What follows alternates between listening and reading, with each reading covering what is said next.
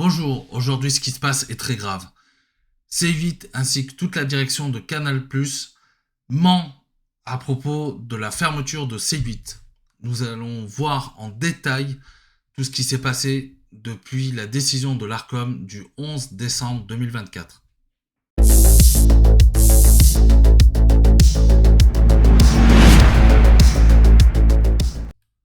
L'Arcom ne peut pas fermer une chaîne. Elle attribue tout simplement une fréquence sur la TNT pour une durée maximale de 10 ans. Tous les 10 ans, il y a un comité qui se réunit avec les dirigeants de chaque chaîne pour savoir s'ils vont reconduire l'attribution de la fréquence de la TNT, et ils sont auditionnés pour ça en présentant ce qui s'est fait, si la chaîne a des pertes, comment ils vont réduire ces pertes. Sur le site de l'Arcom, vous pouvez retrouver en intégralité l'audition de C8 pour le renouvellement de la fréquence. J'ai pris quelques passages de cette audition pour vous montrer tous les manquements, tout ce qui a été relevé par les dirigeants de l'Arcom envers C8 au moment de l'audition, et ce qui a amené le non-renouvellement, et qui parle des sanctions, ça parle de la maîtrise du direct, tout ça. On va revenir en détail sur chaque partie. Merci Monsieur le Président, merci pour cette présentation. Je pense que c'était à dessein que vous avez terminé dans les engagements par le nouveau processus de maîtrise de l'antenne, donc autant rentrer directement dans le vif. On peut effectivement souligner dans la présentation, vous l'avez rappelé dans le clip que vous nous avez présenté, que C8 propose énormément de programmes extrêmement divers tout au long de la journée. Et c'est vrai que l'actualité, on va dire, qui nous a réunis un petit peu, notamment cette année, était essentiellement tournée vers principalement un programme, puisque juste sur cette année, il y a eu 7 sanctions que l'Arcom a adressées à C8. En matière de non-respect de la vie privée, de l'image, de l'honneur, de la réputation, de la dignité de la personne humaine, de la protection des mineurs, du droit à l'image.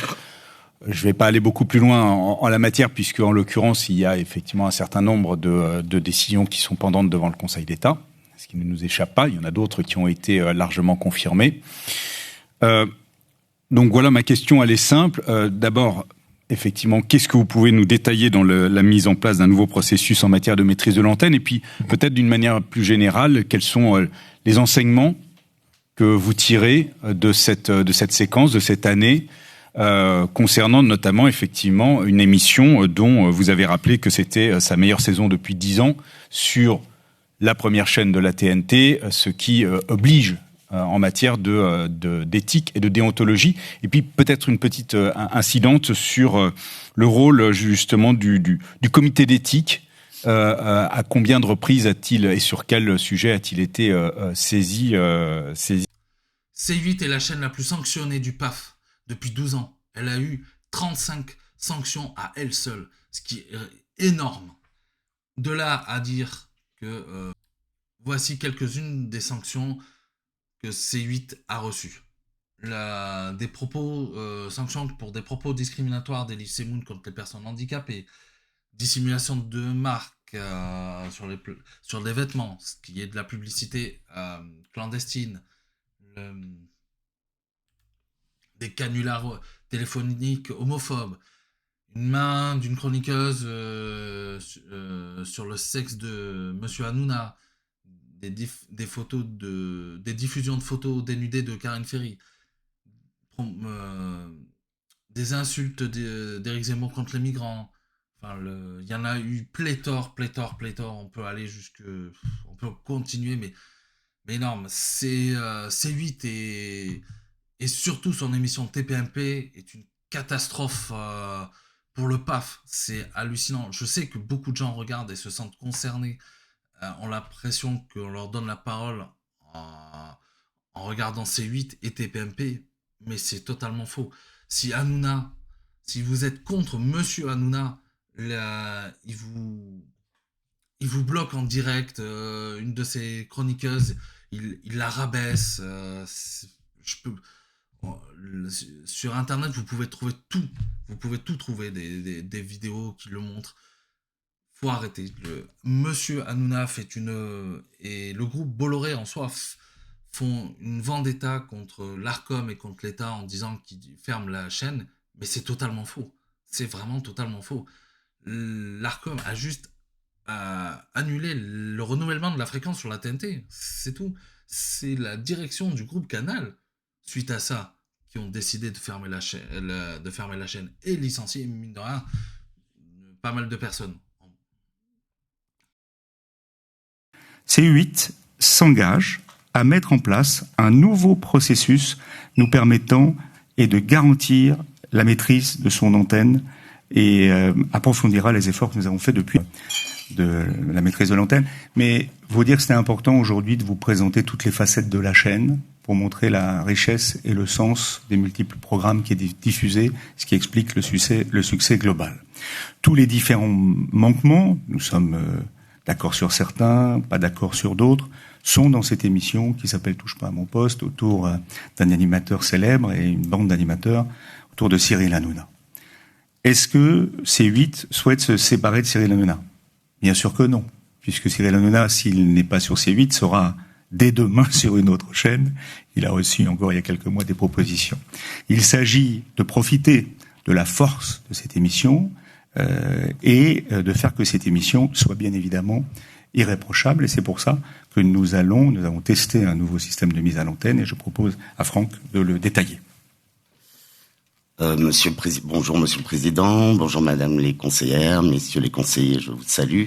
Et je suis pour une fois très heureux de vous voir puisque je viens vous parler de la globalité de ma chaîne préférée, C8, que j'ai le plaisir et même l'honneur d'éditer. Pour répondre plus rapidement à votre question, et comme l'a précisé notre président Maxime Saada ici, c'est vrai qu'on est très attaché au direct parce que le direct c'est aujourd'hui, la modernité, c'est l'interactivité avec le public qui nous consomme fort nombreux, qui nous consomme chaque jour. Et c'est un format donc qu'on a privilégié et protégé pendant des années. Il y a un certain temps, j'avais lancé le Grand 8, je pense que vous vous souvenez de cette émission, avec Roselyne Bachelot, Laurence Ferrari et ainsi de suite. Et au début, l'émission était enregistrée. Et je n'arrivais pas à obtenir une ambiance, une signature éditoriale de la part de ces dames extrêmement professionnelles dans leur domaine. Et donc on est passé, et l'émission ne marchait pas. On est passé en direct et l'émission s'est mise à marcher. Cette année, on a fait un nouveau test. On avait un résultat d'audience qui n'était pas très performant le week-end. Et de façon très pragmatique, on s'est dit qu'est-ce qu'on pourrait faire pour augmenter les audiences du week-end, puisqu'on perdait notre avance quasi tous les week-ends, l'avance qu'on avait prise dans la semaine. On a donc décidé de lancer Face à Hanouna. Par rapport au planning de production, Face à Hanouna est une émission qu'on enregistre. Et cette émission, on a retrouvé l'ambiance, le sel qu'on avait dans l'Access de la semaine. Dans cette séquence, Franck Apieto, directeur général de C8, explique que les émissions sur lesquelles il a enregistré jusque-là ne faisaient pas beaucoup d'audience et que quand il est passé en direct, ça a fait pas mal d'audience. Il a totalement le droit, hein. Je nie pas ça. Je n'ai pas les chiffres, je ne peux pas dire s'il ment ou s'il dit la vérité. Mais ce qui va suivre, par contre, est hallucinant de dénigrement envers d'autres envers les présentateurs, à part un qui est Monsieur Hanouna, où il met complètement sur un piédestal. Il va prouver que en enregistrant une émission qui est Face à Hanouna, présentée par Monsieur Cyril Hanouna, l'émission est complètement enregistrée, donc ils ne font pas de direct sur le moment. Et c'est là où ça va fonctionner. Donc ils savent très bien enregistrer les émissions pour pouvoir éventuellement plus tard supprimer les manquements qu'il y aurait, les dérapages. Nous avons donc décidé pour la rentrée de faire un time delay suffisamment important pour TPMP qui nous évitera tout débordement.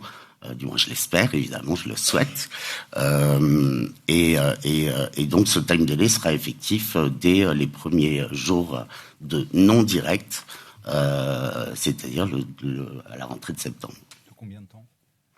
Alors nous, on a besoin d'un time delay. Je sais, j'ai regardé ce qu'ont fait nos camarades tout à l'heure. On a un time delay qui nous permet de faire du montage. C'est pas voilà. Donc on envisage entre 45 minutes et une demi-heure de time delay. Et qui prendra les décisions éditoriales d'éventuelles retraites séquences ? Alors, il y a toujours 4 professionnels dans la régie. Je serai évidemment, et tout comme Gérald d'ailleurs, nous intervenons régulièrement devant notre écran. Le direct, les choses se disent, se font. Donc après, nos instructions portent plutôt sur les séquences qui doivent disparaître pour le replay et ce qu'on ne doit pas mettre en digital. Là, on va s'accorder un délai suffisant pour faire disparaître une séquence. On a beaucoup appris de ce que nous avons vécu tous ensemble. Je vais évacuer les marques publicité clandestine parce que le sujet a été pris en main. J'espère que toutes les chaînes le feront parce que nous, il est pris en main. Concernant l'éditorial de l'émission, Vincent Pujol est présent ici, il est le directeur des antennes et des programmes, il est tous les soirs en régie. Nous avons demandé et on a travaillé avec les équipes de Cyril Hanouna, notamment Lionel Stan et son équipe, évidemment de vérifier encore plus en amont toutes les personnes qui pouvaient venir dans l'émission. On est dans une époque où il faut faire du buzz, donc les invités viennent faire du buzz, y compris le public. Donc le time delay ne permet pas simplement d'enlever certaines séquences, mais de couper ce qui aurait pu être évité et ce que nous avons vécu ensemble. Donc nous nous engageons sur un time delay à minimum de 30 ou de 15 minutes, en accord avec le producteur et avec Cyril Hanouna, qui est totalement en phase avec ça, suite aux différentes expérimentations. Ils ont proposé de mettre un moyen de réguler tout ça qui s'appelle le time delay quand vous êtes en direct. Ça enregistre, ça décale de peut-être 15, 20, 30, voire 45 minutes, c'est eux qui décident, pour pouvoir au dernier moment supprimer une séquence qui ne serait pas la bonne. Il le dit lui-même. Ils étaient en train de réfléchir à cette façon de mettre un time delay. Ils l'ont présenté à l'Arcom au moment de leur audition au mois de juillet 2024, mais ils ne l'ont jamais appliqué à la rentrée, en fait. Quand ils ont su que, du coup, de toute façon, même avant d'avoir, serait plus judicieux de dire, même avant d'avoir le retour de l'Arcom, savoir si ça allait être renouvelé, ils n'ont jamais mis le time delay en route. Donc, en plus, ils se sont moqués des gens de l'Arcom. Comment voulez-vous, quand on se moque des gens d'avoir cet affront-là, de dire les choses et pas de les mettre en place, comment voulez-vous qu'on croit les personnes après derrière, qu'on les trouve pas de menteurs Ils ont joué avec le feu, pour moi, ils ont joué clairement avec le feu, ils ont perdu.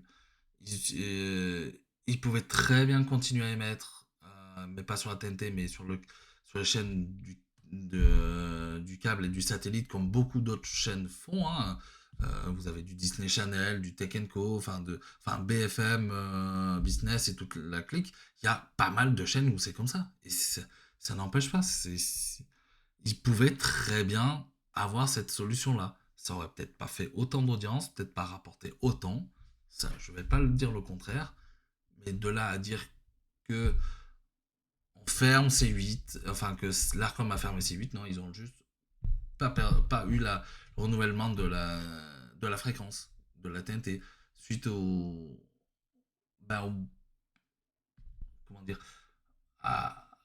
non-respect de ce qu'ils avaient ce qu'ils s'étaient engagés au départ à mettre en place.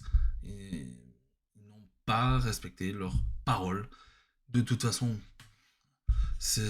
le groupe Bolloré, n'en parlons pas, Canal+, ils mettent des choses en place, ils les enlèvent et vous payez aussi cher. Bon, voilà, hein, mais ça c'est autre chose. C'est plus que... Suite à la proposition faite par la direction de C8 à l'Arcom pour les time delay, c'était encore Hanouna qui allait encore être derrière pour diriger, savoir si on allait supprimer telle ou telle séquence. En fait, cette personne, c'est presque le roi sur C8, c'est presque je dirais presque un gourou même. C'est hallucinant de mettre autant un mec comme ça sur un piédestal alors qu'il leur a coûté mais des millions et des millions à la chaîne. Mais non, il continue à tout simplement être dans le déni le plus total au lieu de réagir sur la façon de d'éviter les débordements. Soit en licenciant malheureusement Monsieur Hanouna ou en le bridant entre guillemets, ça aurait été mieux en le bridant et pas que ça soit Monsieur Hanouna qui encore une fois chapeaute tout derrière. Mais fondamentalement, je le dis, nous avons demandé à la production, notamment de la rédaction en chef de l'émission, de davantage sécuriser toutes les séquences afin d'éviter toutes les mésaventures que nous avons vécues, et vous et nous, parce que c'est une mission qui est importante. Elle parle à près de 5 millions de Français tous les soirs. Nous avons, comme vous l'avez dit, une responsabilité, et donc nous avons énormément appris de cela. Et ça sera un regret. Très honnêtement, ça sera un regret, parce que j'ai pas l'expérience de Gérald sur la TNT, mais j'ai vu quand même pas mal d'émissions fonctionner. Je l'ai déjà dit publiquement, je le répète, Cyril Hanouna est le seul aujourd'hui à pouvoir faire autant de directs dans une journée. Pas un, les autres n'en sont pas capables. C'est pas des choix qui sont faits nécessairement par les chaînes, le Time Delay. Ce sont des obligations, parce que maintenir une antenne comme il le fait tous les jours, vous avez parlé de 7 sanctions, même si on n'a pas 7, Laetitia va y revenir, avec des sanctions qu'on regrette évidemment. Personne d'autre que lui n'a cette capacité aujourd'hui, donc c'est une force dont on a voulu tirer parti et qui a été récompensée en audience. Donc si on le fait, c'est bien par sens de responsabilité, pour reprendre les termes de Gérald, et à regret. Dans cette séquence, vous voyez bien que la direction de C8, en fait, on n'a rien à cirer des autres personnes qui travaillent pour eux. C'est Hanouna qui dirige, c'est Hanouna qui fait tout, qui est le meilleur, qui sait mieux faire du direct, qui sait bien tenir du direct. Les autres, c'est rien. C'est presque des moins que rien. Franchement, pour rester poli, on va dire, pour eux, ce sont des moins que rien. Ils ne savent absolument pas faire de l'antenne, du direct. On se demande pourquoi ils les ont embauchés. Si c'est juste pour avoir des cases horaires et autres que Hanouna qui puisse se reposer un peu, waouh, chapeau, je dis chapeau, moi, mais bon, c'est sympa quand on est... Juliette Terry. Oui, merci Monsieur le Président. Enfin, vraiment un mini point sur une remarque, mais j'avais compris que la scission n'était pas la cession et qu'il y avait un maintien de l'actionnariat. Mais oui. Voilà. Confirmé. Oui, mais Canal Plus côté, il y a plus d'indépendance. Oui, tout à fait. Sur un montant d'actionnariat qui reste le même. Oui, pour prolonger la question, je voudrais être sûr, je suis pas sûr d'avoir bien compris vos explications.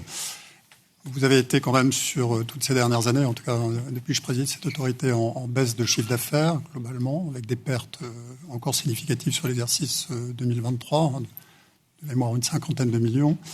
Et puis effectivement, on découvre votre dossier de candidature pour 24, dans lequel vous évoquez des opérations financières importantes sur 24, des abandons de comptes courants notamment, si j'ai bien lu votre dossier. Donc je voudrais que vous nous expliquiez, pour le collège, je pense que c'est important, comment tout d'un coup on passe d'une situation structurellement déficitaire, même si la tendance était à l'amélioration, comme l'a très bien dit Maxime Saada, à une perspective très positive, avec une croissance de recettes publicitaires significative. On nous en a expliqué les raisons, mais c'est vrai que nous, on est sur une toile de fond d'analyse du marché publicitaire qui est plutôt conservatrice. Donc je voudrais bien comprendre comment ce traitement de la dette et du passif se fait à l'occasion de la présentation de ce nouveau dossier. Comme vous le disiez, du fait de notre projet d'IPO, la dette que nous avons aujourd'hui, qui a un montant significatif, donc avec des intérêts de dette qui sont importants, et qui a cru, en particulier du fait de l'augmentation des taux d'intérêt également de ces dernières années, peser de manière significative sur nos comptes. Et donc, ce poste de coût va être amené à disparaître, ce qui permet déjà d'améliorer nettement la rentabilité globale de la chaîne. Ensuite, on a cette augmentation du chiffre d'affaires qui vous a été détaillée par Dorothée. On a vraiment, comme vous l'avez noté, on a eu tout d'abord une phase de décroissance du chiffre d'affaires parce qu'on a baissé les investissements de contenu pour rationaliser tout ça. Et aujourd'hui, on est depuis quelques années sur une trajectoire à nouveau croissante. En fait, on a vraiment eu si je voulais schématiser, une stratégie en 2 phases, une phase un petit peu de rationalisation et de nettoyage avant de pouvoir repartir sur de bonnes bases. Et c'est ce qui est le cas depuis 3 ans quand on regarde nos comptes, où on voit qu'on a un chiffre d'affaires qui est en croissance du fait de cette croissance de la part d'audience et cette croissance plus maîtrisée des coûts.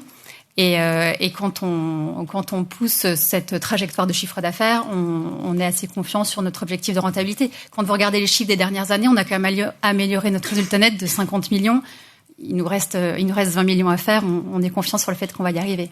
Et on le confirme sur les 6 premiers mois de l'année. C'est-à-dire que nous serons à moins de 10 millions de pertes cette année, puisque nous avons effectivement eu en point bas, et la Covid nous a fait prendre conscience des coûts de programme. Donc nous avons effectivement baissé en termes de chiffre d'affaires, mais nous avons repensé le modèle et aujourd'hui nous sommes en croissance. Et comment vous avez traité la dette ? C'est-à-dire la dette que vous aviez dans vos comptes, compte tenu des pertes accumulées, quand même, cette baisse du chiffre d'affaires. C'est une recapitalisation. C'est ça. Très bien. Et du coup, quelle est l'entité qui va constater les pertes du write-off que vous faites de dette là ? C'est pas un write-off, c'est une recapitalisation. C'est Vivendi qui recapitalise Canal+. Donc c'est Vivendi qui recapitalise Canal+, qui recapitalise C8 ? Absolument. Donc on va le voir dans les comptes de Vivendi cette année ? Absolument. Qui sont publiés en 2025. Oui.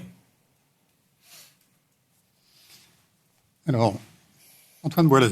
Et comme le disait Amandine, en plus, ce sujet est devenu plus important avec la hausse des taux d'intérêt. Dans cette séquence, on voit bien que le président de l'Arcom, pas le président de l'Arcom, un des membres du conseil de l'Arcom, se pose la question de comment C8 va réussir à réduire sa dette. Alors, le groupe Canal, les dirigeants de C8 parlent d'une recapitalisation du groupe Bolloré envers Canal+ et Canal+ envers C8, ce qui n'a pas convaincu les membres du conseil de l'Arcom. Alors je dis pas que ça se fait pas, que les autres chaînes le font pas et tout. Ils ont raison. C'est juste que malheureusement c'était peut-être pas la bonne idée, la bonne solution pour essayer de réduire la dette et au moins de pouvoir rester continuer à avoir les fréquences en fait.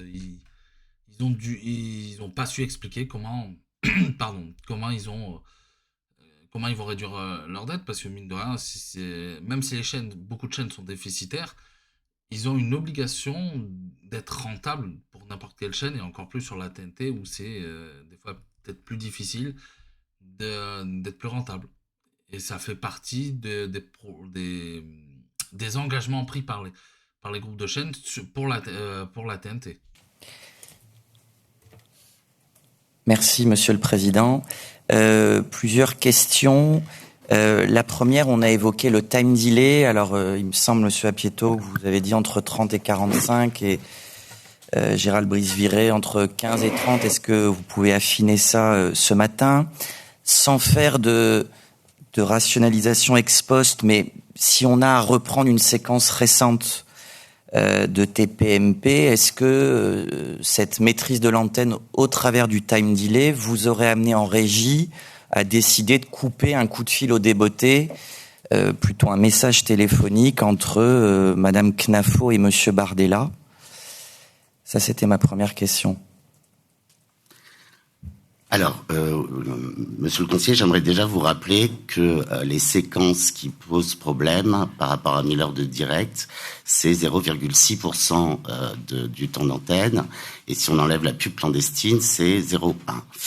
Pour répondre sur le délai... C'est 0,6 de trop, monsieur Apieto. Nous sommes entièrement d'accord, monsieur le président, et c'est comme ça qu'on s'est vu régulièrement, vous nous avez sanctionné. Et alors du coup, coupe ou pas coupe sur cette séquence ? Alors coupe, bien sûr.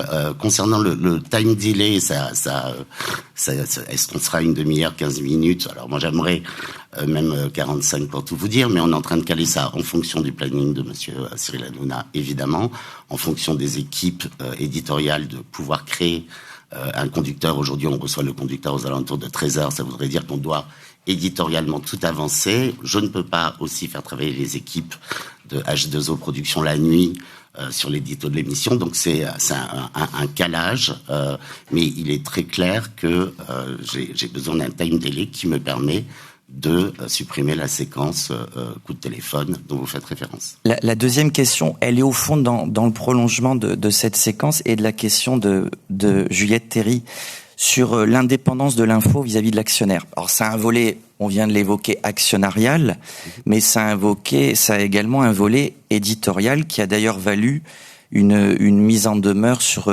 ce point l'an dernier. Donc la question, c'est que dans le prolongement des mesures que vous avez évoquées sur le time delay, sur le comité d'éthique, est-ce que vous auriez d'autres mesures complémentaires à proposer, d'autres garde-fous suite à cette mise en demeure et au regard de l'actualité, que j'appellerais l'actualité politique et électorale? Est-ce que là-dessus, vous auriez des compléments de mesures à nous proposer pour que on soit tous vigilants, vous les premiers, sur ce volet de l'indépendance de l'info sous l'angle éditorial? Tout à fait. Vous l'avez vu tout à l'heure dans la bande de démonstration de la chaîne.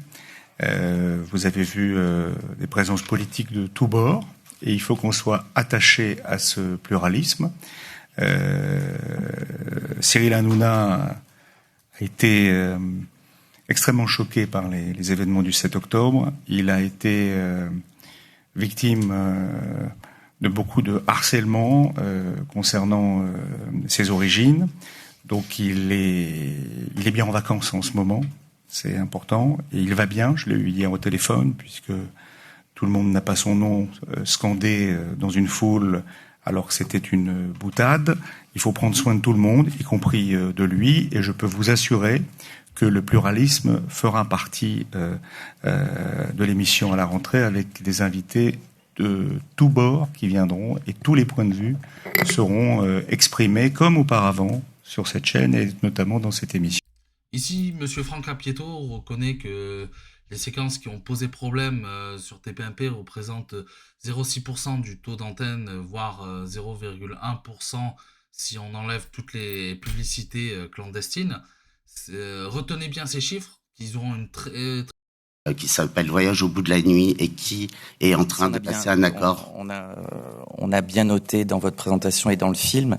Juste ma dernière question, parce que c'était sur le volet caractère public ou non des procédures de sanctions, et aussi peut-être de convenir, mais c'est une question, que qui dit intérêt du public, le petit truc en plus de la TNT nous amène à adjoindre à intérêt du public la protection des publics, le respect des droits de la personne. C'est peut-être ça aussi, ce qui a en plus du statut d'être effectivement sur la TNT.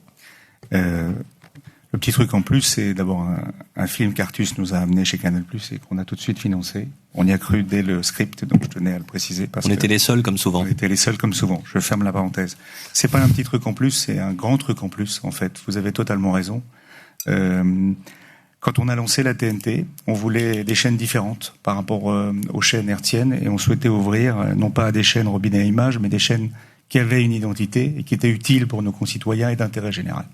Et je peux dire aujourd'hui que C8 fait partie de ce type de chaîne. On en parle beaucoup, peut-être trop, sur des mauvaises séquences, mais pas assez sur des bonnes séquences. Donc on a une responsabilité accrue, et je suis d'accord avec vous, monsieur le conseiller. On doit être encore plus attentif aux manquements, et on doit ici se poser pour dire qu'il ne faut plus qu'il y ait de manquements sur notre chaîne, même si nous remettons en cause certains entre nous, mais c'est important de se le dire, nous avons une grande responsabilité par rapport au fait qu'on a énormément de directs, et on contre vraiment très bien, notamment les réseaux sociaux complètement dérégulés, grâce à toute notre convention, parce que si on enlève ce dont on a parlé, C8 respecte en tout point toutes ses obligations dans sa convention. Il faut le préciser ce matin. Ici, vous voyez bien Monsieur Brice Viré faire une petite promotion et un petit trait d'humour sur la question du un petit truc en plus. J'avoue qu'elle était bien placée. Elle est quand même assez drôle et tout. Il reconnaît aussi malheureusement l'histoire des manquements et des séquences qui font du mal, et surtout au niveau des réseaux sociaux. Les séquences ont fait que parler de ces séquences-là. Ben, malheureusement, pourquoi n'avoir rien fait jusque-là? Pourquoi avoir laissé toutes ces séquences? Pourquoi ne pas avoir pas muselé, mais réduit Hanouna et l'avoir dit, oh, on se calme sur ce qui se passe, on a déjà pas mal d'amendes, on va encore avoir des problèmes et tout. Non, on a laissé faire, on le laisse en roue libre. Et c'est ça qui est dommage. Parce qu'ils auraient très bien pu faire tout ce qu'il fallait pour ne pas perdre la diffusion, les droits de diffusion, les droits de fréquence, mais non, ils font pas les choses et c'est vraiment, vraiment, vraiment dommage. C'est à se demander si ces personnes-là sont vraiment à la tête de C8 ou si c'est Monsieur Hanouna qui dirige tout, qui est vraiment à la tête. C'est ce qui me désole un peu, c'est ce qui me... Laurence Péco-Rivolier. Merci, Monsieur le Président. Moi aussi, je vais être dans la continuité parce que même si c'est 0,6%, c'est effectivement quelque chose qui nous a beaucoup occupé cette année et qui nous pose la question de savoir effectivement comment une maîtrise de l'antenne peut nous rassurer. Vous avez parlé du time delay et ça nous rassure sur l'aspect possibilité d'intervention quand il y a des débordements inattendus. Mais la question quand même sous-jacente et qui était dans toutes les questions qui vous ont été posées jusqu'à présent, c'est est-ce qu'il n'y a pas quand même quelque chose dans cette émission qui focalise la plupart des manquements, qui est conceptuel au fait de prétendre mettre sur la scène des choses que les autres ne mettent pas sur la scène, avec l'audience qui va avec, et vous l'avez dit, mais qui du coup pose un problème d'éditorialisation, pose un problème de discussion amont. Je pense par exemple au fait d'inviter sur un plateau une personne dont on sait que elle prétend que un certain nombre de personnes de la classe politique ou de l'élite prennent des drogues qui viennent du sang des enfants, ou je pense au fait d'inviter sur le plateau un mineur de 17 ans pour parler de la pornographie pratiquée par ses parents. Il y a quelque chose qui fait que l'intervention après coup n'a pas vraiment de sens à partir du moment où le thème de l'émission est tourné vers quelque chose qui va poser difficulté. Je me permets juste de corriger. C'est pas 0,6%. C'est 0,06%. Et le 0,06, c'est avec la publicité clandestine qu'on conteste totalement. On regarde tous les soirs des émissions des autres chaînes où il y a de la pub pour Gucci, etc. Et on se dit, mais qu'est-ce qui se passe? Alors, je veux bien revenir sur la publicité clandestine. Donc, c'est 0,01% dont on parle. Encore une fois, on regrette toutes ces séquences, mais c'est ça dont on parle. Dans cette séquence-là, surtout sur la fin, vous voyez bien que Monsieur Saada, d'un seul coup, il modifie les chiffres. On passe de 0,6% à 0,06. Alors que Monsieur Franck Apieto, dans la séquence précédente, avait bien dit 0,6% et 0,1% si on enlève la publicité. Il n'a absolument rien dit à ce moment-là. Juste sur cette séquence-là, juste après, par rapport à quand on leur parle de direct, ils se défendent, ils bougent les chiffres. Donc, 0,06, quel est le vrai chiffre? On se pose la question. J'ai plus de mal à croire, Monsieur Saada, qu'autre chose, quoi. Enfin, surtout que ça arrive comme un cheveu sur la soupe, les 0,6 d'un seul coup. Okay. Alors, vous revenez sur des séquences. Et moi, il y a aussi une catégorie de gens. Quand j'en parlais avec les équipes éditoriales, il fallait pas l'inviter, très clairement. Celui dont vous faites référence, qui est venu nous expliquer qu'une certaine élite ou un certain nombre d'artistes prenaient des drogues issues du sang des enfants. D'ailleurs, il n'était pas prévu au conducteur, pour tout vous dire, et il n'était pas prévu qu'il parle de ça. Quand on a fait barrage à son arrivée un peu inopinée, il avait été invité directement par Cyril. Mais donc, Madame la conseillère a raison. Il y a des sujets sur les... Voilà. Et c'est pour ça que je souhaite un time delay qui me permettra de faire disparaître totalement cette séquence et qui m'évitera... Monsieur le conseiller, si j'aurai le temps, La question, pardon. Si une séquence dure un quart d'heure, ça fait un gros trou quand même dans la séquence. Donc à un moment, la question c'est, même si l'ARCOM intervient ex post, c'est la question chez vous ex ante de pourquoi ce monsieur... C'est pour ça que les 0,01% sont importants, parce qu'on a l'impression à vous écouter, mais que les équipes de C8 attendent de voir l'émission pour la découvrir. Il y a des interventions, il y a des équipes qui travaillent sur le conducteur, comme vient de l'expliquer Franck, et toutes les équipes de Vincent travaillent en amont sur l'émission. Et c'est pour ça que, en fait, il y a des séquences, encore une fois, qu'on regrette que vous avez vues. Mais il y a toutes celles qui ont été évitées. Parce qu'il y a eu un énorme travail amont des équipes de C8. Donc, je veux le souligner, parce que on a l'impression quand même, à vous écouter, qu'on découvre nous-mêmes les émissions. Alors, voilà. Alors, ça veut pas dire qu'il n'y a pas de surprise. J'ai dit tout à l'heure que Cyril Hanouna, c'était son tempérament, y compris pour Franck parfois. Et c'est dans ce cas-là uniquement que Franck dit, si moi-même j'ai été surpris par un invité qui n'était pas dans le conducteur, alors j'ai besoin du time delay pour le coup, parce que sinon je n'ai pas d'autres moyens d'intervention. Mais encore une fois, nous vous donnons raison sur le fait que pour gérer ce type de sujet, il y a des mesures aval et il y a des mesures amont qui sont nécessaires. Dans cette séquence aussi, Monsieur Saada, il est juste énorme. Enfin, il reconnaît qu'il y a des manquements, mais en fait que c'est normal, c'est le direct, et encore ils font le tri en amont. C'est ça le pire. Ils font le tri en amont, mais là une personne a été encore invitée par Hanouna et eux ils savent pas bloquer en fait. Donc c'est à quoi ils servent? Mais à quoi servent ces gens s'ils peuvent rien réguler derrière, rien bloquer, si on laisse faire, encore une fois, Monsieur Hanouna qui invite, qui sans trop dire, sans dire qui est-ce qui doit bloquer ou pas, en fait, c'est Monsieur Hanouna est encore une fois tout puissant sur cette chaîne. C'est criant de vérité et hallucinant c'est hallucinant c'est tout simplement bonnement. Pardon, je suis intervenu pour... Non, mais tu as bien fait, Maxime, parce que été tellement plus clair. On ne parle pas c'est vrai, de 99% des émissions qui sont utiles à nos concitoyens et qui sont en phase avec l'actualité, mais c'est bien, il faut en parler, vous avez raison. Et pour la publicité clandestine, on intervient sur les signalements qui nous sont faits, parce qu'effectivement, on ne peut pas regarder l'intégralité des émissions, mais c'est vrai qu'on a repéré de la publicité clandestine sur ces 2 dernières années sur cette chaîne-là. Lorsqu'on nous la signale sur d'autres chaînes, on intervient également. On a eu moins à intervenir sur d'autres chaînes.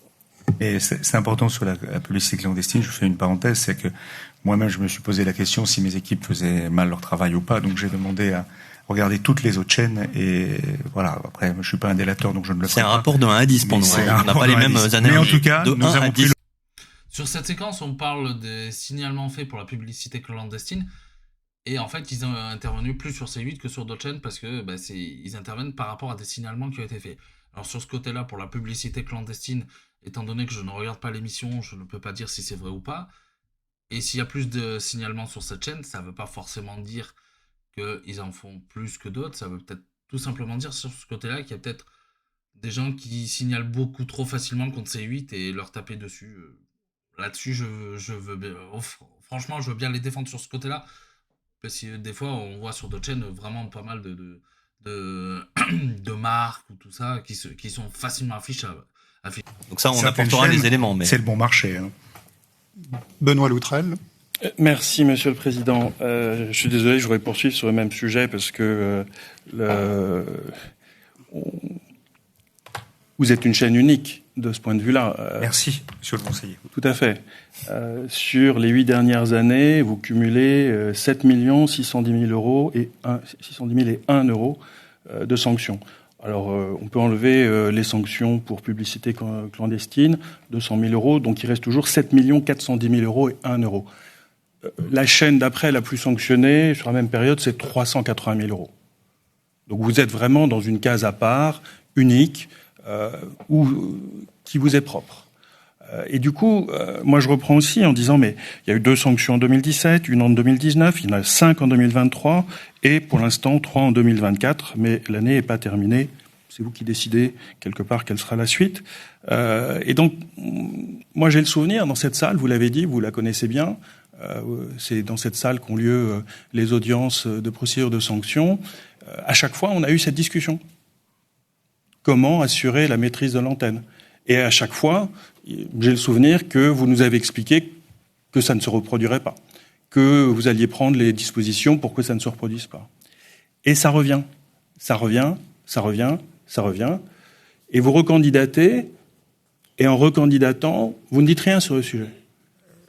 dans cette audience ce matin, dans votre propos liminaire, vous ne dites rien sur le sujet. Et donc, ma question est, pourquoi est-ce que ce que nous annonce Franck Apieto est crédible ? Pourquoi est-ce qu'on doit croire que tout ce que vous auriez pu faire depuis toutes ces années, que vous n'avez pas fait, vous le ferez ? Pourquoi est-ce qu'on doit croire que ce que vous nous annoncez aura l'effet que vous nous annoncez ? Puisque, effectivement, c'est des dérapages majeurs, encore une fois.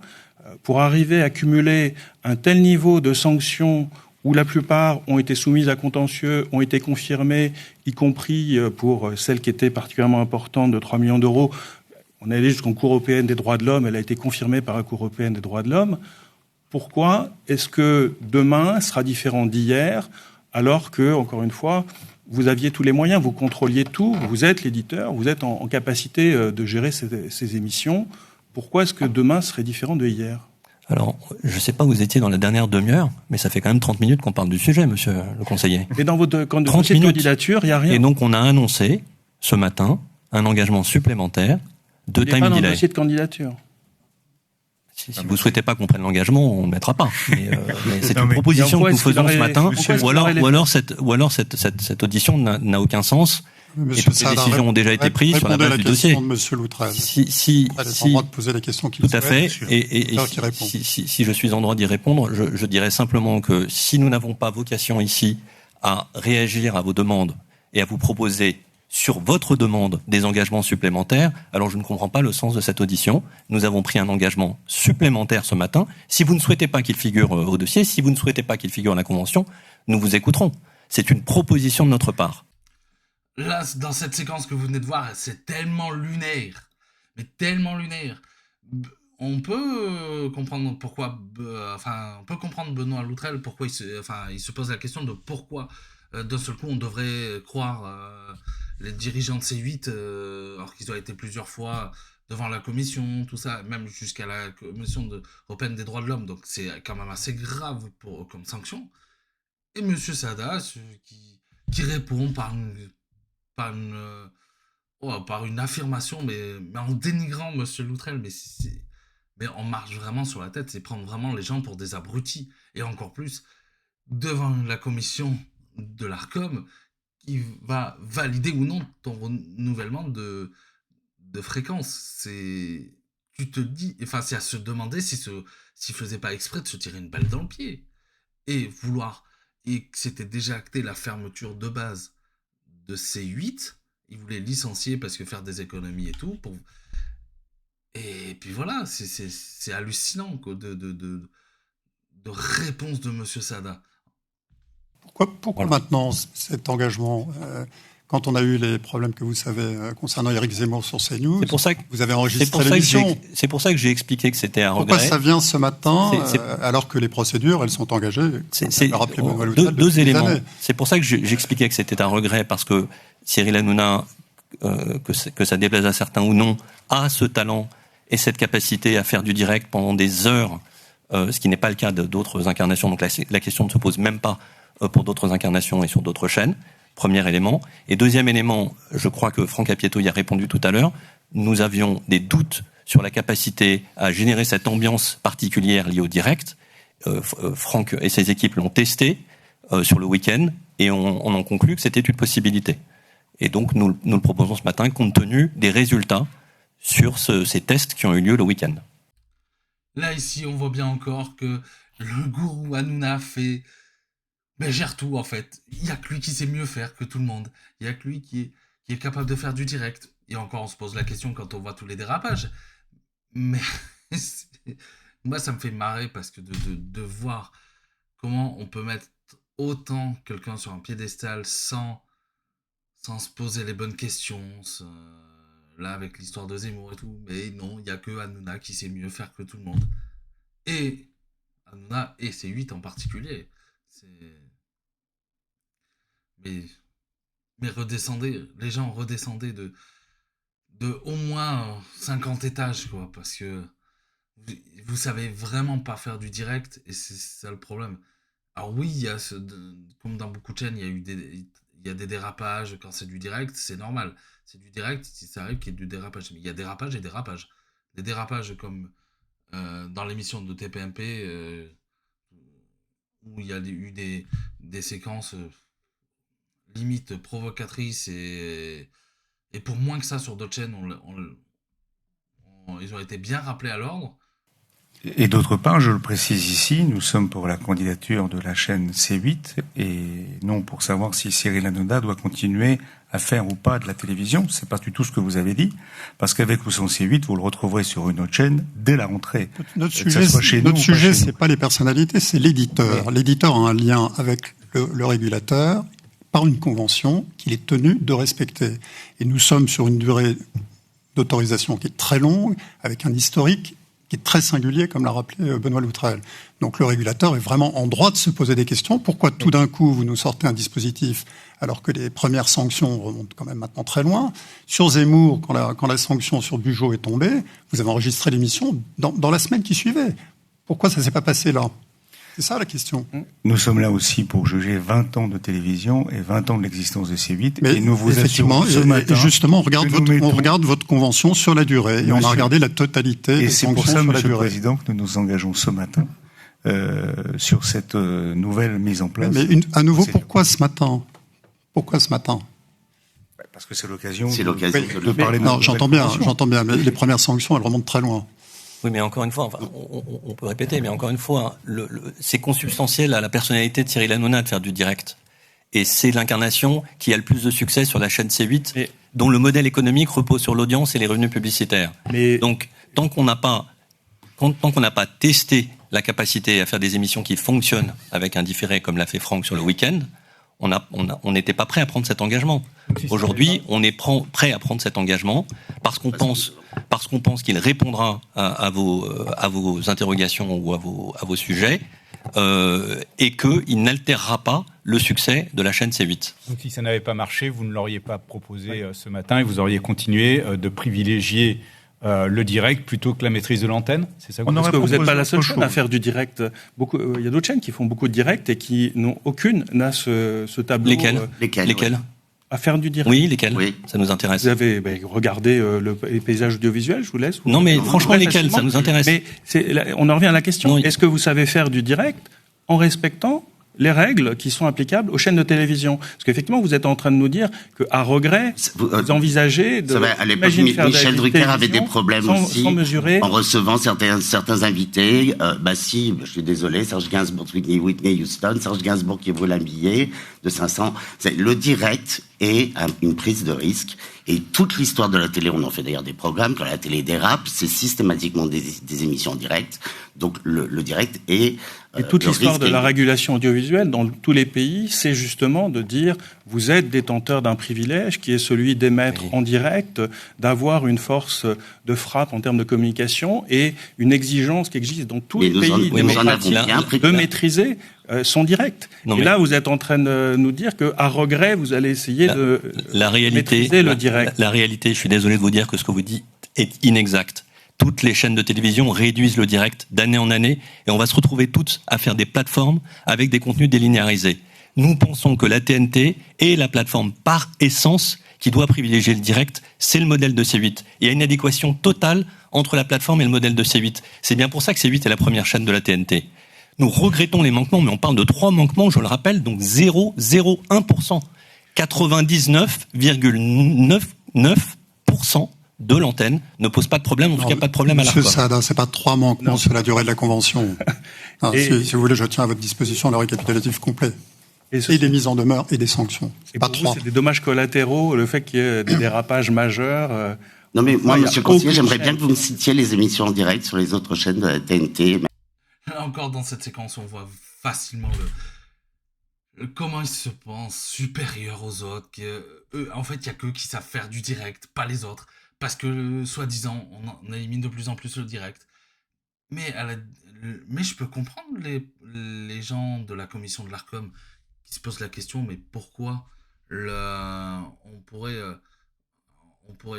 croire qu'ils vont y arriver cette fois-ci? Parce qu'en fait, si tout simplement leur proposition de time delay et qui aurait fait autant d'audience n'avait pas marché, ils n'auraient rien fait et ils auraient continué à faire du direct, les dérapages, tous les problèmes qui ont été cités.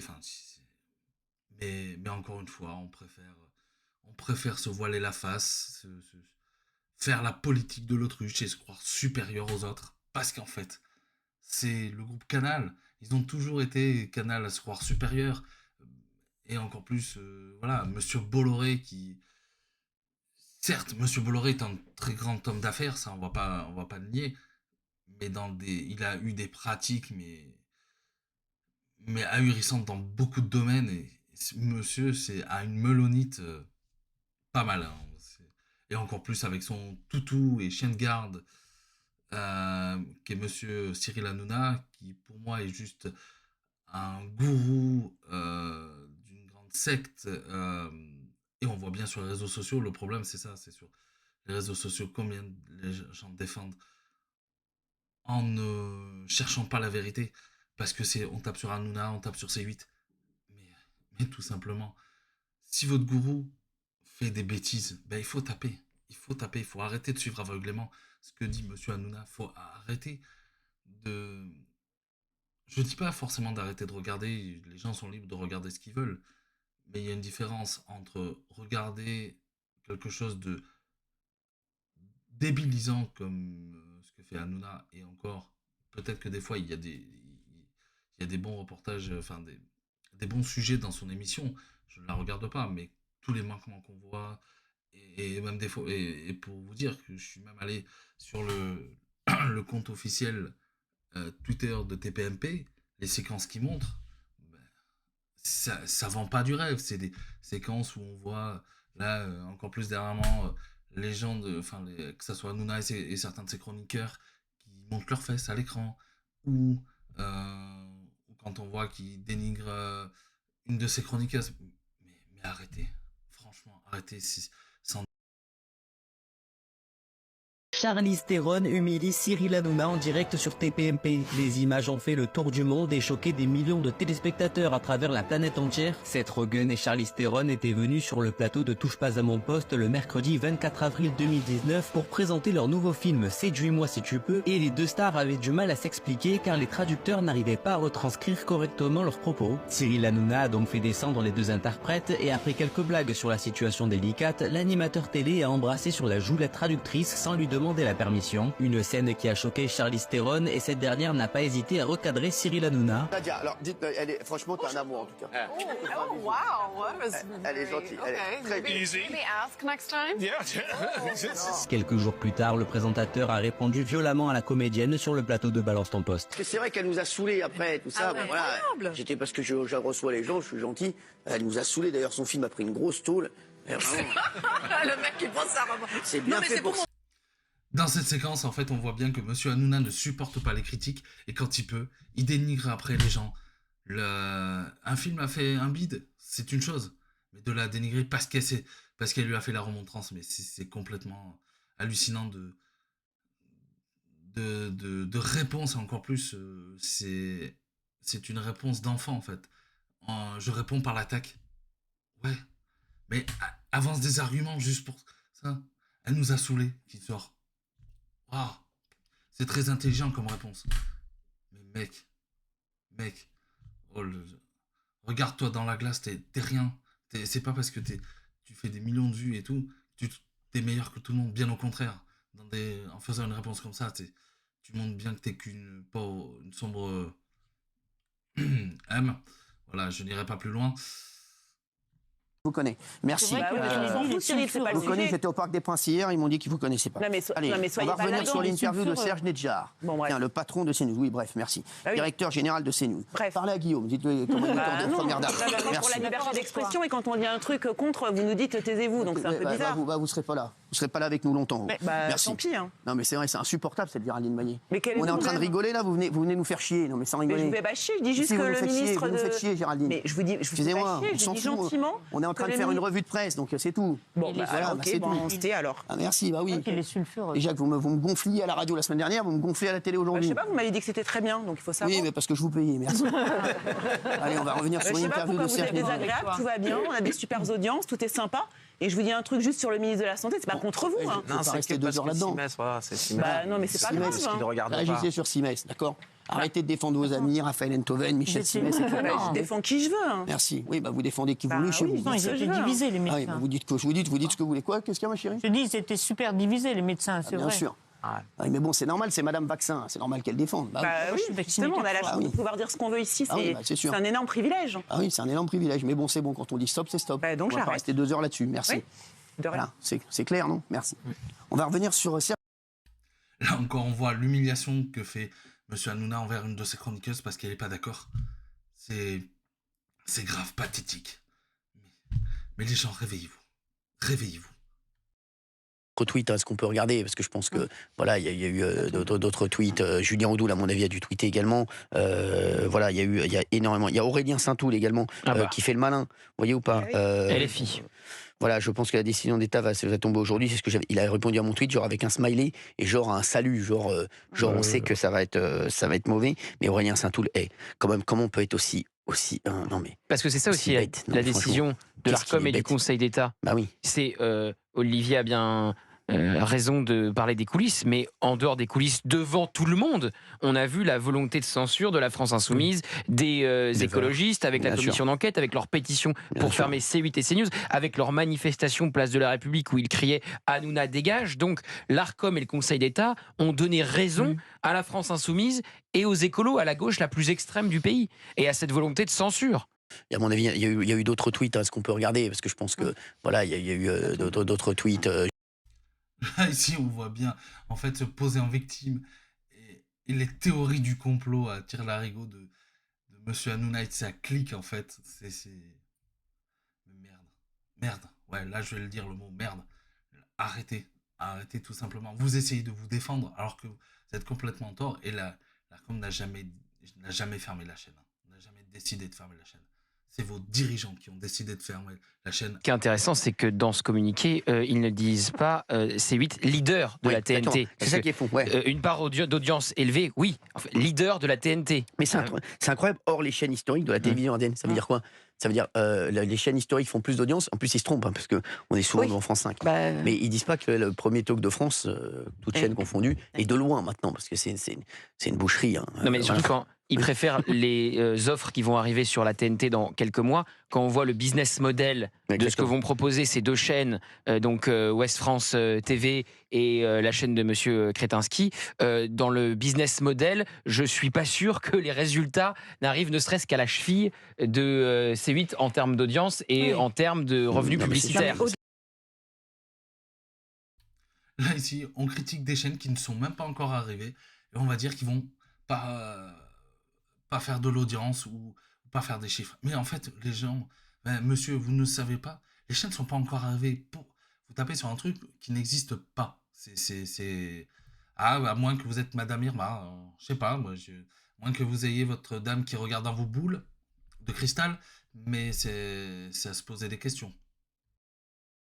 On sait depuis maintenant plusieurs semaines que cette décision de l'Arcom a été politique, a été arbitraire, et ce que j'ai vu moi ce midi, c'est la preuve par l'exemple.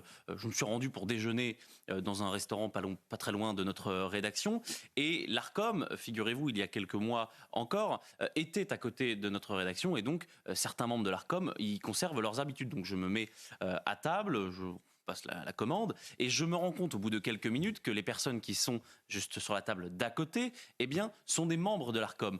Pourquoi? Parce qu'évidemment, ils parlent de ce sujet-là, je comprends très rapidement, et ensuite je me le fais confirmer par un serveur de l'établissement qui me dit que ce sont des membres de l'Arcom et qu'ils y ont leurs habitudes. Donc ça, c'est le premier des points. Et ensuite, qu'est-ce que j'entends dans ce déjeuner?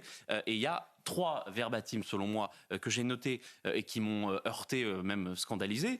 Le premier, c'est quand j'entends « nous, on nous a demandé de virer Cyril Hanouna, on l'a fait, on a fait notre boulot ». Donc, c'est la preuve, par l'exemple, qu'il y a bien eu une demande, que c'est une motivation politique, que c'est quelque chose d'arbitraire et que la vraie cible, en réalité, c'est pas C8, c'est Cyril Hanouna. La deuxième des choses, c'est, on nous l'a dit, C8 appartient au groupe de médias de Vincent Bolloré, et finalement, c'est lui aussi qui est ciblé par la gauche et par l'Arcom. Et donc, il y a ce verbatim au milieu du repas, on s'est bien payé le groupe Bolloré. Fin de citation. Troisième verbatim, et qui est sans doute le plus choquant puisqu'il concerne beaucoup plus de personnes. À la fin du repas, nous avons entendu on s'en fout de mettre au chômage 400 potes de Cyril Hanouna. Soit dit en passant, ce sont des personnes qui vont se retrouver au chômage sur le carreau, mais ce n'est pas bien grave puisque ce sont des amis de Cyril Hanouna, et vu que ces gens-là sont en croisade contre Cyril Hanouna, il faut que tous ces amis... On sait depuis maintenant plusieurs semaines que cette décision de l'Arcom a été politique, a été arbitraire, et ce que j'ai vu moi ce midi, c'est la preuve par l'exemple. Je me suis rendu pour déjeuner dans un restaurant pas très loin de notre rédaction, et l'Arcom, figurez-vous, il y a quelques mois encore, était à côté de notre rédaction, et donc certains membres de l'Arcom y conservent leurs habitudes. Donc je me mets à table, je passe la commande, et je me rends compte au bout de quelques minutes que les personnes qui sont juste sur la table d'à côté, sont des membres de l'Arcom. Pourquoi ? Parce qu'évidemment, ils parlent de ce sujet-là, je comprends très rapidement, et ensuite je me le fais confirmer par un serveur de l'établissement qui me dit que ce sont des membres de l'Arcom et qu'ils y ont leurs habitudes. Donc ça, c'est le premier des points. Et ensuite, qu'est-ce que j'entends dans ce déjeuner ? Et il y a 3 verbatims, selon moi, que j'ai notés et qui m'ont heurté, même scandalisé. Le premier, c'est quand j'entends « nous, on nous a demandé de virer Cyril Hanouna, on l'a fait, on a fait notre boulot ». Donc, c'est la preuve, par l'exemple, qu'il y a bien eu une demande, que c'est une motivation politique, que c'est quelque chose d'arbitraire, et que la vraie cible, en réalité, c'est pas C8, c'est Cyril Hanouna. La deuxième des choses, c'est, on l'a dit, C8 appartient au groupe de médias de Vincent Bolloré, et finalement c'est lui aussi qui est ciblé par la gauche et par l'Arcom. Et donc il y a ce verbatim au milieu du repas, on s'est bien payé le groupe Bolloré. Fin de citation. Troisième verbatim, et qui est sans doute le plus choquant puisqu'il concerne beaucoup plus de personnes. À la fin du repas, nous avons entendu on s'en fout de mettre au chômage 400 potes de Cyril Hanouna. Soit dit en passant, ce sont des personnes qui vont se retrouver au chômage sur le carreau, mais ce n'est pas bien grave puisque ce sont des amis de Cyril Hanouna, et vu que ces gens-là sont en croisade contre Cyril Hanouna, il faut que tous ces amis soient exclus. Comment croire cette personne, monsieur Jules Torres, avec tout le respect que je vous dois, vous êtes journaliste, mais vous bossez pour Europe 1, et même CNews pour le groupe Bolloré. Pourquoi on doit vous croire sur ces déclarations ? En fait, ça donne juste de l'eau à votre moulin, juste pour soi-disant dire que l'Arcom est contre vous, en fait. Or, il n'y a aucune preuve. On veut voir les enregistrements, on veut... Ça, c'est vous on dit. On sait pas, on n'a pas les preuves audio, vidéo. Alors oui, certes, en France, on ne peut pas enregistrer ou même filmer quelqu'un à son insu. Encore, vous auriez peut-être pu le faire en caméra cachée, si on va par là, hein, ou au moins enregistrer. Mais les on-dit de machin, c'est vous qui rapportez les faits. Nous, on n'entend pas, on ne sait pas, on ne peut pas dire si c'est vrai ou pas. Là, vous nous rapportez quelque chose qui est, pour moi, sans fondement. Qui, vraiment, pour moi, est sans fondement. Je peux très bien dire que on a voulu valoriser monsieur Hanouna quand on a attribué la TNT. Je peux très bien dire plein de choses aussi, si j'ai pas les preuves. C'est trop facile sans preuves. Et malheureusement, moi, ce qui m'énerve dans toute cette histoire, c'est que monsieur Hanouna est tranquille, il a un parachute doré, il va continuer sûrement sur ses stars ou d'autres. Et c'est les autres personnes qui trinquent à sa place. Alors oui, monsieur, ces dernières émissions, il fait venir les techniciens, ça, pour parler du chômage. Mais en fait, il était où quand il a été rappelé à l'ordre plus d'une fois ? Il en a eu rien à se tirer de ces gens-là. Rien à se tirer. Il s'en fout. Tant qu'il faisait de l'audimat, c'est tout ce qui l'intéressait. Il s'en foutait royalement des gens qui étaient derrière. Donc, arrêtons l'hypocrisie d'Hanouna, arrêtons vraiment. Ce mec est un cancer, il doit disparaître du PAF de base. Et au pire des cas, qu'il soit sur une chaîne du câble, du satellite, et qu'on le voit moins, en fait. Il pourra faire toutes ces bêtises en toute impunité s'il veut. Les gens regarderont s'ils veulent. Mais peut-être qu'au moins, on arrêtera de débiliser les gens, et encore plus que... C'est l'exemple qu'on montre aux jeunes de maintenant, en fait. On montre que tout est permis, en fait. sous couvert de faire de l'audience, de passer bien à la télé, de pouvoir tout faire en fait. À l'époque du Club Dorothée, parce que j'ai connu le Club Dorothée s'est arrêté parce que on leur a tapé dessus, parce qu'on montrait trop de mangas, des scènes violentes et tout. Mais c'était un manga animé, c'était de la fiction déjà de base, et pas assez de française. C'était que de la fiction. Et le Club Dorothée s'est arrêté à cause oui, là, à ce moment-là, les politicards, dont Madame Royal, sont intervenus pour faire fermer. Et à ce moment-là, on pouvait parler de censure. Là, ça n'en est rien, c'est pas de la censure. Là, c'est justement, s'il y avait eu de la censure, on aurait coupé bien avant.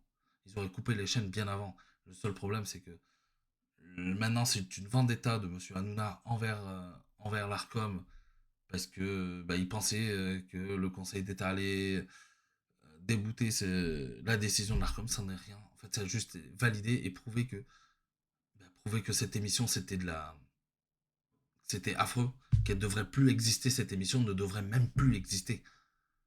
Ou alors exister, mais en coupant toutes les séquences qui ne font pas, qui font polémique, toutes les séquences qui ne vont pas, qui insultent les gens. Cette personne-là est une personne, mais exécrable.